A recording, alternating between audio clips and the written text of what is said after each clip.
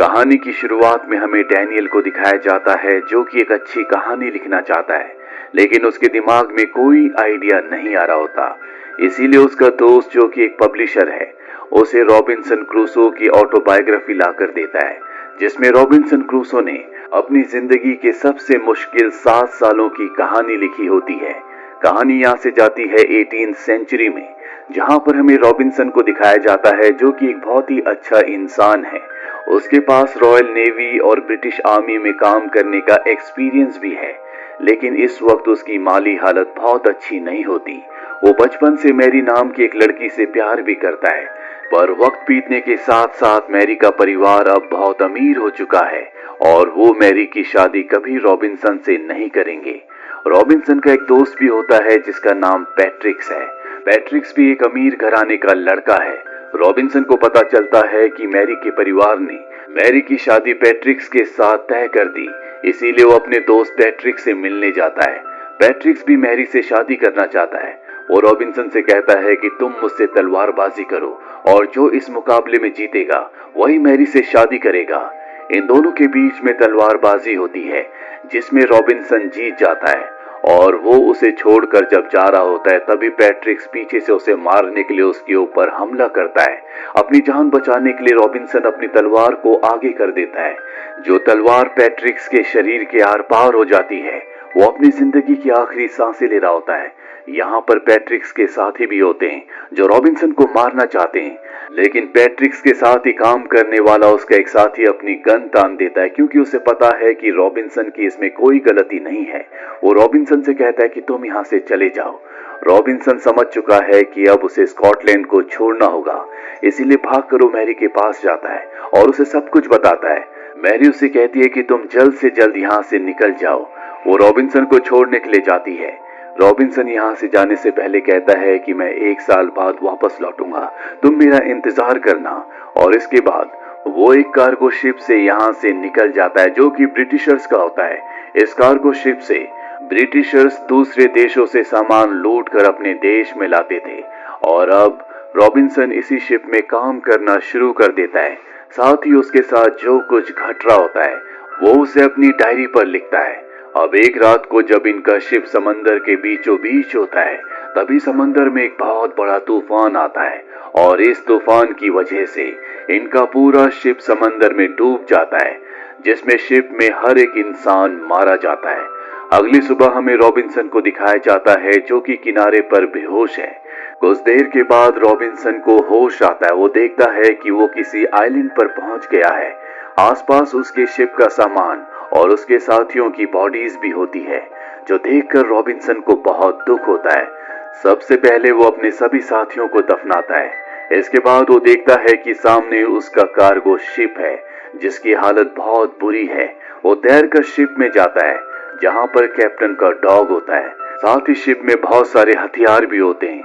Robinson ship से अपनी जरूरत का सारा सामान लेकर आइलैंड पर वापस आ जाता है।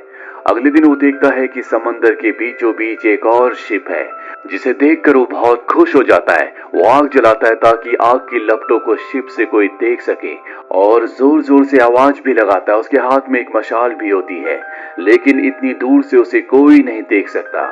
शिप वहां से चला जाता है। रॉबिन्सन को समझ में आ चुका है कि अब उसे बचाने के लिए इस आइलैंड में कोई नहीं आएगा। उसे यहीं पर अकेले रहना सीखना होगा। सबसे पहले वो अपने लिपेड़ के ऊपर रहने के लिए एक घर बनाता है। उसका साथी सिर्फ यहाँ पर कैप्टन का डॉग है। साथ ही यहाँ आइलैंड में बहुत सारे फ्रूट्स के पेड़ भी होते हैं, जिसका मतलब ये है कि यहाँ इस आइलैंड पर खाने पीने की कोई कमी नहीं है। पर जैसे जैसे वक्त बीतता है उसे यहाँ पर रहना बहुत मुश्किल हो जाता है, क्योंकि वो अकेला है। पर वो मैरी के लिए किसी भी कीमत पर जिंदा रहना चाहता है। हर दिन जो भी वो महसूस करता है, जो भी उसके साथ घटता है, वो अपनी डायरी में लिखता है। और अब एक दिन जब वो आइलैंड में घूम रहा होता है, तभी उसे किसी इंसान के पैरों के निशान दिखते हैं। वो उन पैरों के निशानों का पीछा करता है और अपने घर में पहुंच जाता है। उसे लगता है कि ये उसी के पैरों के निशान है, पर तभी उसे इंसानों की आवाज आती है। साथ ही ड्रम भी बज रहे होते हैं और अब वो उस आवाज का पीछा करता है। तभी वो देखता है कि जंगल के बीचों बीच एक कबीला है जो कुछ लोगों को मार रहे हैं। वो दो लोगों को तो मार देते हैं, पर जब वो तीसरे आदमी को मार रहे होते हैं तभी रॉबिन्सन अपनी गन निकाल कर उस आदमी को मार देता है जो उस तीसरे आदमी को मारने वाला होता है। उसकी गन देखकर वो सब के सब भाग जाते हैं और अब रॉबिन्सन ने उस आदमी को बचा लिया। पर इससे पहले कि रॉबिन्सन उससे कुछ पूछता, एक बार फिर से वही कबीले वाले उसके ऊपर हमला कर देते हैं। पर रॉबिन्सन के पास गन है जिस गन से वो कई कबीले वालों को मार देता है। इन कबीले वालों का काम होता है कि ये आसपास के आइलैंड से लोगों को पकड़ कर लाते हैं और अपने अंधविश्वास के लिए उन्हें मार देते हैं। अब रॉबिन्सन को देखकर वो कबीले वाले भाग जाते हैं, साथ ही जिस आदमी को उसने बचाया था वो भी जंगल के अंदर भाग जाता है। अगले दिन रॉबिन्सन जब उसे ढूंढ रहा होता है तभी उसका पैर एक ट्रैप में फंस जाता है और वो पेड़ से उल्टा लटक जाता है और तभी वहां पर वही आदिवासी, वही आदमी आता है जिसकी उसने जान बचाई थी। रॉबिन्सन अपने चाकू से उस लता को काट देता है जिसमें उसका पैर अटका हुआ होता है और अब वो अपनी गन ले लेता है। रॉबिन्सन की भाषा को ये आदमी नहीं समझ सकता। रॉबिन्सन इसे अपने साथ ले जाता है और इसका नाम रखता है फ्राइडे, क्योंकि फ्राइडे के दिन ही रॉबिन्सन ने इसकी जान बचाई थी। अभी जो आदिवासी होता है ये रॉबिन्सन के कामों में उसकी मदद करता है। रॉबिन्सन कहता है कि तुम मुझे मास्टर कहकर बुलाओगे। धीरे धीरे रॉबिन्सन उसे अपनी भाषा भी सिखा रहा होता है और अब एक दिन रात को ये दोनों के दोनों जब बैठे होते हैं ये ईश्वर के बारे में बात करते हैं। दरअसल अब इन दोनों को एक साथ रहते हुए 6 महीने हो चुके हैं। ये अब एक दूसरे की भाषा को कुछ हद तक समझ सकते हैं। फ्राइडे बताता है कि हमारे ईश्वर का नाम पैकिया है और वो उसकी पिक्चर ड्रॉ करके दिखाता है जो कि एक क्रोकोडाइल की पिक्चर होती है। रॉबिन्सन कहता है कि ये कोई ईश्वर नहीं है बल्कि ये तो एक क्रोकोडाइल की पिक्चर है। साथ ही वो अपने ईश्वर के बारे में उसे बताता है और उसे क्रिश्चियनिटी में कन्वर्ट करने की कोशिश भी करता है।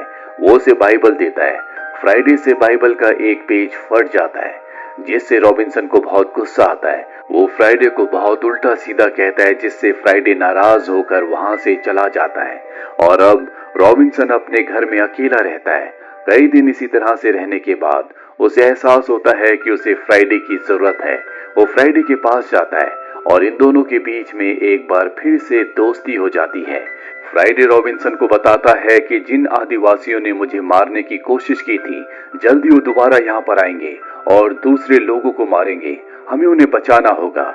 रॉबिन्सन के पास बहुत सारा बारूद भी होता है और जिस जगह वो आदिवासी उन लोगों को मारने वाले होते हैं ये दोनों मिलकर वहां पर बारूद बिछा देते हैं और जब वो लोग वहां पर आते हैं तो ये बारूद में आग लगा देते हैं जिससे चारों तरफ आग लगना शुरू हो जाती है। लेकिन रॉबिन्सन के साथ जो उसका डॉग होता है आग देखकर वो उस तरफ भागता है और तभी बारूद की वजह से एक बहुत बड़ा ब्लास्ट होता है जिसमें वो सभी आदिवासी मारे जाते हैं। साथ ही रॉबिन्सन का डॉग भी। अपने डॉग की मौत से वो बहुत उदास हो जाता है। वो उसे दफना देता है। वो बहुत ज्यादा दुखी होता है। फ्राइडे जब ये सब देखता है तो क्रिश्चियनिटी के लिए उसके दिल में इज्जत आ जाती है क्योंकि उसने एक डॉग को भी सम्मान दिया। फ्राइडे रॉबिन्सन को बताता है कि हमने नीमन्स आदिवासियों को मारा है। जल्दी उनके लोग हमसे बदला लेने के लिए यहाँ पर आएंगे। हमें उसके लिए तैयार रहना होगा। रॉबिन्सन कहता है कि मैं चाहता हूँ कि तुम अपने आइलैंड वापस चले जाओ जहाँ से तुम आए हो, जो तुम्हारा घर है। फ्राइडे रॉबिन्सन से पूछता है कि तुम किस आइलैंड से आए हो। वो बताता है कि मेरे देश का नाम स्कॉटलैंड है जहाँ इस वक्त ब्रिटिशर्स का राज है। फ्राइडे जब ब्रिटिशर्स का नाम सुनता है तो बताता है कि मेरे पिता ने ब्रिटिशर्स के बारे में मुझे बताया था। वो हमारे आइलैंड पर आते हैं और हम लोगों को गुलाम बनाकर अपने साथ ले जाते हैं और जो लोग उनके साथ जाने से मना कर देते हैं वो उन्हें मार देते हैं। रॉबिन्सन को समझ में आ जाता है कि वो अपने देश से बहुत ज्यादा दूर नहीं है क्योंकि ब्रिटिशर्स आसपास के आइलैंड पर आते हैं। वो फ्राइडे से कहता है कि तुम मेरे साथ चलो, हम यहाँ से निकलकर स्कॉटलैंड जाएंगे। पर वो साफ साफ मना कर देता है। वो कहता है कि मास्टर, मैं उस देश में कभी नहीं जाऊंगा जहां पर मेरे लोगों को गुलाम बनाकर ले जाया जाता है। गुस्से में आकर रॉबिन्सन उसे बता देता है कि मेरा नाम मास्टर नहीं बल्कि रॉबिन्सन है। वो पूछता है कि मास्टर का मतलब क्या होता है। रॉबिन्सन कहता है कि मास्टर का मतलब मालिक होता है। ये सुनकर फ्राइडे को बहुत दुख होता और बहुत गुस्सा भी आता है, क्योंकि अभी तक वो उसे अपना दोस्त समझ रहा था, जबकि उसे समझ में आ चुका है कि रॉबिन्सन उसे गुलाम से ज्यादा कुछ नहीं समझता। इसीलिए वो रॉबिन्सन को पकड़ लेता है, उस पर हमला करना चाहता है, पर वो रॉबिन्सन को सही सलामत छोड़कर वहां से चला जाता है। रॉबिन्सन ने अब तय कर लिया है कि वो नाव बनाकर इस आइलैंड से हमेशा के लिए अपने देश वापस लौट जाएगा। वो नाव बनाना शुरू करता है। कई दिन की मेहनत के बाद एक दिन उसके पास फ्राइडे आता और कहता है कि मैं तुम्हारा गुलाम नहीं हूँ। रॉबिन्सन उससे माफी मांगता है और कहता है कि मुझे माफ कर दो, हम दोनों बहुत अच्छे दोस्त हैं। और इस तरह से इन दोनों के बीच में पीस हो जाता है, जिसके बाद फ्राइडे भी रॉबिन्सन की नाव बनाने में मदद करता है। इक्विपमेंट्स कम होने की वजह से इन्हें बहुत वक्त लग जाता है, पर अब इनकी नाव बन चुकी है। पर एक रात को बहुत बड़ा तूफान आता है, और जब तूफान शांत होता है तो ये देखते हैं कि जो नाव इन्होंने बनाई थी वो समंदर में बह चुकी है, यानी कि अब ये यहाँ से नहीं निकल सकते। साथ ही नीमन आदिवासी जिनके लोगों को इन्होंने मारा था, वो अब एक दिन बाद यहाँ पर आने वाले हैं, जो अपने लोगों की मौत का बदला इनसे लेंगे। इसीलिए दोनों मिलकर आइलैंड पर बहुत सारे ट्रैप बिछा देते हैं। अगले दिन बहुत सारे नीमन्स इनसे बदला लेने के लिए आ जाते हैं, पर वो इनके ट्रैप में फंस जाते हैं और एक एक करके बहुत सारे नीमन आदिवासियों को मार देते हैं। पर कुछ नीमन आदिवासी इनके घर तक पहुंच जाते हैं, जहां पर इन दोनों ने बहुत सारा बारूद बिछाया है। उस बारूद से एक ब्लास्ट करते हैं जिसमें सब के सब मारे जाते हैं। पर एक आदिवासी मरने से पहले रॉबिन्सन को तीर मार देता है, जिससे वो जख्मी हो जाता है। और अब फ्राइडे उसका दिन रात ध्यान रखता है, उसकी मरहम पट्टी करता है, लेकिन रॉबिन्सन को कोई आराम नहीं मिल रहा होता। नीमन्स आदिवासी यहाँ पर अपनी नाव से आए थे, इसीलिए अब फ्राइडे तय करता है कि वो रॉबिन्सन को अपने खुद के आइलैंड पर ले जाएगा। दरअसल अब तक वो खुद के आइलैंड पर इसलिए नहीं गया था क्योंकि उसके लोगों ने मान लिया था कि वो मारा जा चुका है, उसे अच्छे काम के लिए सेक्रीफाइस कर दिया है। पर अब उसे अपने खुद के आइलैंड पर जाना होगा। वो नीमन्स आदिवासियों की नाव में रॉबिन्सन को अपने आइलैंड पर ले जाता है, जहां पर उसके जो साथी होते हैं, जो आदिवासी होते हैं, वो रॉबिन्सन को पकड़ लेते हैं, क्योंकि उन्हें लगता है कि ये एक ब्रिटिशर है जो उन्हें गुलाम बनाने के लिए यहाँ पर आया है।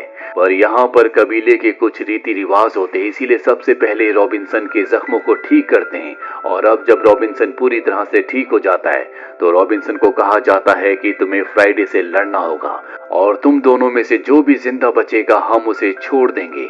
अभी दोनों दोस्त एक दूसरे के आमने सामने होते हैं।